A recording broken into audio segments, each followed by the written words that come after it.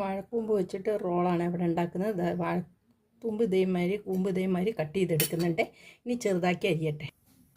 ഒരു പാൻ വെച്ചിരിക്കുന്ന ലേശം വെളിച്ചെണ്ണ ഒഴിച്ച് കൊടുത്ത് സവാളയാണ് ഇട്ട് കൊടുക്കുന്നത്. പൊടി പച്ചമുളക്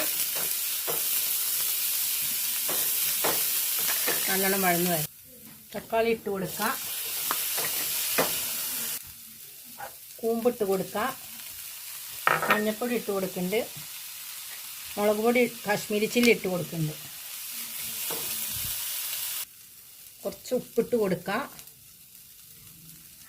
കുറച്ച് മല്ലിച്ചപ്പ് ഇട്ട് കൊടുക്കുക, കുറച്ച് ഗരം മസാല ഇട്ട് കൊടുക്കുക.